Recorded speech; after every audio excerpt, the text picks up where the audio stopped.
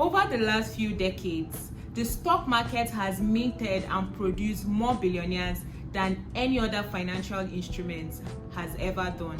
I'm talking of the likes of mega ultra billionaires like Warren Buffett. But do you know that in this same stock market, there are people that get poorer and poorer every day? I mean, just look at the irony. As some people are getting richer, others are getting poorer.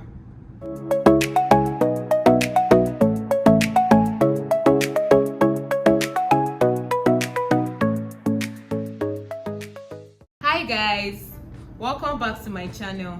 My name is Margaret Oduwole, your friend in financial and lifestyle affairs. In today's video, we are going to be talking about 5 of the most common mistakes that investors make in the stock market that leaves them poorer instead of richer. Let's get right into it. One of the biggest mistakes that investors make is they invest based on emotion rather than strategy. Their investment decisions are driven by either the fear of missing out or anxiety. So what people like this would do is, when they hear that the price of a stock is appreciating, they quickly go, they want to buy it, Sometimes they're just driven by greed. And then when that stock price begins to depreciate, they want to quickly sell off because they are afraid that they are losing money. That's why personally, I'm not even a fan of trading. I think one of the most important things to note about the stock market is it's a game of patience, it's a game of discipline, and it's a game of strategy. If you want to win the game, those are 3 attributes that you must possess. Now let's go to the second one. When it comes to investment, there are certain people that only take advice from either WhatsApp group chats, Twitter recommendations, or from friends. Now I'm not even saying that is bad, because I'll be a hypocrite if I say that, because I also take recommendations from friends as well. I take recommendations from social media as well. However, I don't stop there.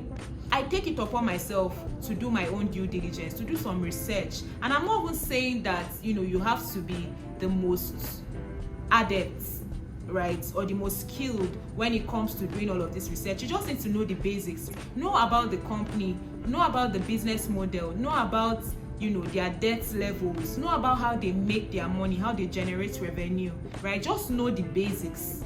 Personally, I'm still a beginner at this. I'm not even a professional at all. I'm not the most knowledgeable when it comes to interpreting financial data or reading charts.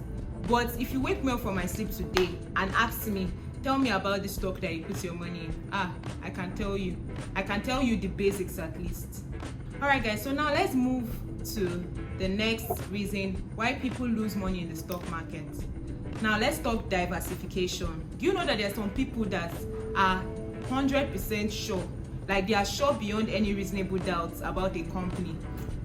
They are so sure to the extent that they put all their investments in just one company. That's like the only rationale I can give to the reason why certain people invest in only one stock. It has to be that maybe your father is the owner of the company, or you had a dream in the night and God revealed to you that you should invest in this company. Because I don't know, that's like some level, that's like a mad, crazy level of assurance. Really, I don't even know. But the truth is that nobody knows tomorrow. Even if your dad is the owner of the company, like anything can happen tomorrow, right? So it's not even just about investing in stocks alone. Invest in different financial instruments. And when you're investing in stocks, pick like 3 to 4 sectors that you're interested in, whether it's banking, tech, health. Pick like 3 or 4 sectors and pick 2, 3, 4 stocks, as many as you like, across those sectors, and then invest in them. Try and diversify. Don't put all your eggs in one basket. I think that is like very, very extremely risky, to say the least. So guys, be careful out there. Okay, let's move to the next reason, which is the 4th reason: making ego-driven decisions. There are times that certain stocks, they have depreciated, and what you need to do is just count your losses and move on. But it's just hard. Like, all the signs are there that this stock ain't making no sense no more. Sell this thing. Take the small money that you have left there, go and invest it somewhere else, or just go and use it to do something else. But because of ego, you're still like, don't worry, this thing is going to appreciate again. I'm going to tell you guys my own. There's this company I invested in, UNH, United Health. That was one that had the whole brouhaha last year, where Luigi Mangione, he murdered one of their senior executives in the company, right? Immediately the news went out, that stock just started to plummet. It just kept on depreciating, declining. Up until today, that stock has not recovered. Tell me why I've not sold it. Ask me. This advice I'm giving to you people, I need to take it myself. I need to take that as advice myself, right? This stock, I think now that we're having this conversation, I'm just going to go sell that stock actually. So guys, don't be like me. You lose some, you win some.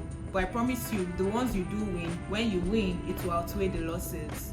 I saved the best for the last. So now let's move to the 5th reason why people lose money in the stock market.